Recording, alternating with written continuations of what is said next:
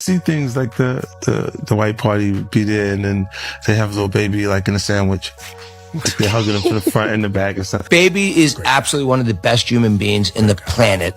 Right? We're at a party, everyone's drunk. You know, it's a 13-hour party. People drink a lot of alcohol. 100 people at the party. We in the middle of 100 people. There's nothing weird we could be doing in a party. Right. Ever since that Rubin party, that ain't my boy no more. They got him. That's what 50 Cent had to say after a wild clip of Lil Baby went viral showing him flexing brand new thigh tattoos, rocking a tank top, and a flashy pink belt. And now the internet is going crazy. Fans are clowning him, saying it's wild to cover up your thighs in ink when your upper body is still spotless.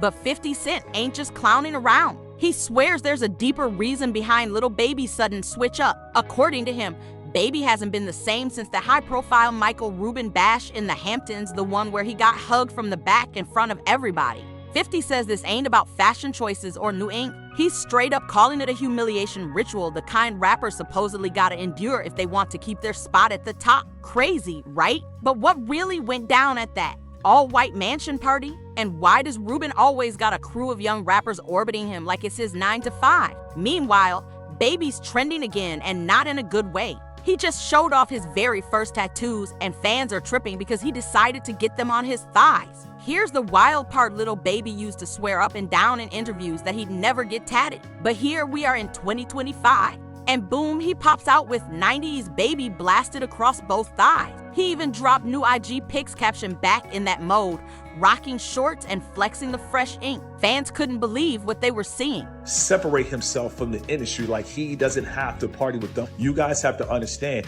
they had a party with men walking around with their butt cheeks out, like Keke Palmer. On top of that, Baby got a massive CBUF tattoo running down his lower left leg, which he first flashed on IG July 4th. And you already know the comment section went off. Humiliation ritual.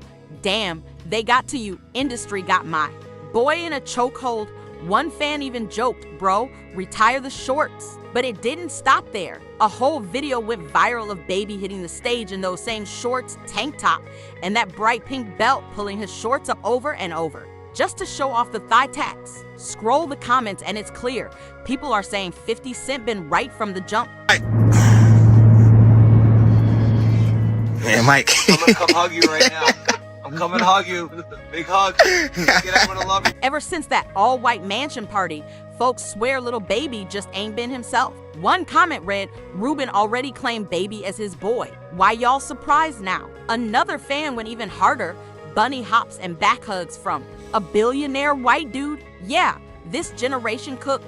So what exactly happened that night? And why was 50 warning people about Baby hanging with Rubin in the first place? Let's rewind to 2023. Rubin threw one of his ultra-exclusive Hamptons parties, the guest list stacked with Jay-Z, Beyonce, Tom Brady, Kim Kardashian, and of course, Lil Baby. That's when the infamous pic went viral. Baby stuck in a hug sandwich between Rubin and Kyle Kuzma. 50 even reposted it on IG with the wild caption, "See, this why I don't pull up to them puffy type parties. What the hell is going on here?" Then he added, "Get the F off my young man," but it didn't stop there. Another photo exploded online, this one showing Rubin hugging Baby from behind. And later, Baby himself uploaded a jet video with Rubin sitting right next to him. The jokes flew non-stop, and that's when 50 doubled down, saying that's exactly why you'll never catch him at those so-called industry parties. That you say that you don't have any tattoos at all?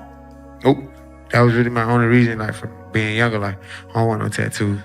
I know I'm gonna have something to do when I get older. Yes, sir. With my money, and I don't want to. Some people thought 50 was just trolling for laughs. But let's be real, for years now, fans been whispering that those big industry parties got some strange energy. Like low-key initiation tests rappers gotta pass if they want to climb the ladder. And it looks like all that chatter actually got under Lil Baby's skin, because he clapped back warning folks to keep his name out their mouths. On Lil Yachty's podcast, Baby admitted those memes and rumors about him, and Rubin had him straight up heated. He even revealed it got so bad, he hit Rubin directly asking for the security tapes just to prove nothing shady went down. But even after all that, Baby never released the full footage. I lost everything, I never lost my So we just gonna let this nigga do this. We finna let Lil Baby come out here in his booty coochie shorts and just pop out with his hand in his slit and just, yeah, that's just what we. Thing is, Baby insisted he wasn't upset with Rubin at all. Matter of fact, he called Rubin a super positive force in his life. But when pressed on the details, Baby couldn't really break it down. He kept it vague. As for Rubin, he finally addressed those viral pics in an interview last year, brushing it off as ridiculous. According to him, nothing weird happened, just a bunch of folks who had one too many drinks. Still, She said we had 5 girls. She be like, all y'all get in the shower. Mike. Man, Mike. I'm gonna come hug you right now. I'm coming to hug you. Big hug. Get everyone to love each other. Now this the motherfucker did it though. See, this the motherfucker did it, man. and the way Rubin kept gassing up Lil Baby in that interview, fans couldn't ignore it. Plenty were saying it was giving straight up crush energy. But here's the thing. People have long been side-eyeing Rubin's obsession with young rappers, especially since he ain't even part of the music industry. And Baby's not the only one. Remember that viral clip of Meek Mill Bunny hopping on a tennis court for Rubin? Meek later brushed it off as just a lost bet. But let's be real, watching a billionaire white dude make a black rapper hop like a bunny while barking orders didn't sit right with a lot of folks. The optics were ugly, which brings up the big question: who really is Michael Rubin, and why is he so deep in the mix with black rappers? According to his Wikipedia, Rubin was born in 1972 in Philly and raised Jewish out in Lafayette Hill. Weird dynamic, right?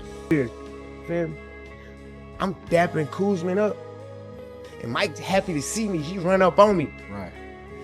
I got 10 other pictures. We down there. We start down there. Bam! I'm telling his ass, Mike, I slam your, I break your neck in this. But we play like that.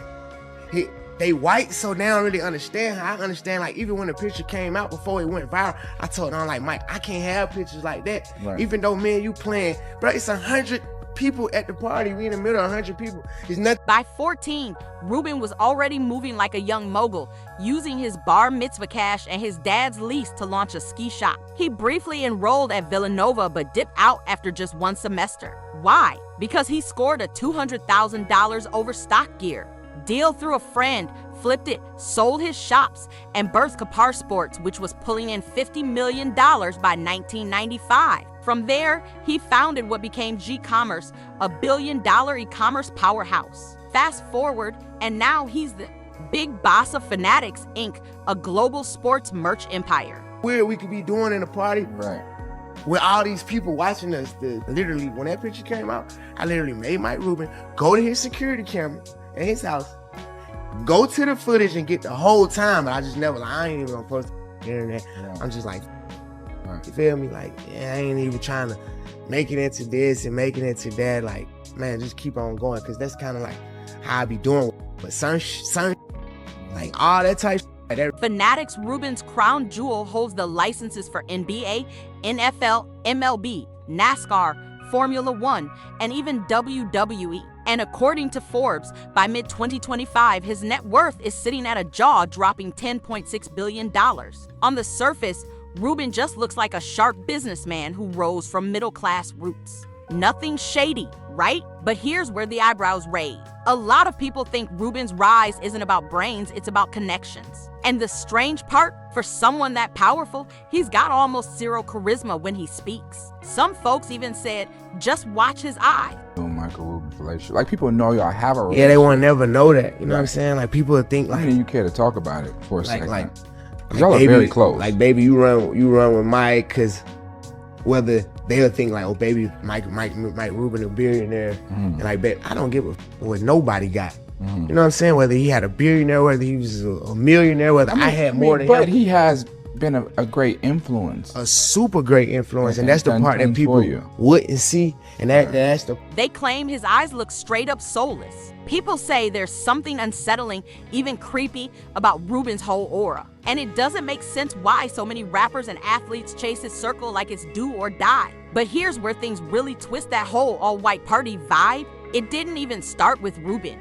That torch came from Diddy back in the late 90s. His Hamptons white parties were legendary, the ultimate A-list invite. And funny enough, the same faces that popped out for Diddy back then are now showing up at Rubin's. Leonardo DiCaprio was wilding at Diddy's white party in '97, and boom, Leo spotted at Rubin's bash just last year. Same with Jay-Z, there's a throwback of Jay and Uptown Records founder Andre Harrell at Diddy's 2003 white party, and now Jay and Bianca showing face at Rubin's event in 2024. Fans are saying Rubin basically grabbed the torch from Diddy, and some are even whispering these all-white parties double as blackmail traps. The rumors that Rubin and a circle of older billionaires allegedly make young black rappers go through humiliating rituals. Not forced, but a lot of artists supposedly play along. Why? Some say it's about staying plugged in. Others point to favors legal help, industry blocks, label politics. For rappers chasing plaques, awards, and number ones, it's about survival. But the whispers get darker. Fans are now tying it back to Cat Williams' warning about secret industry parties. On Joe Rogan's podcast, Cat claimed these events involve wild rituals and way more sinister stuff than the public ever sees. If this blew your mind, hit that like button and don't forget to subscribe for more.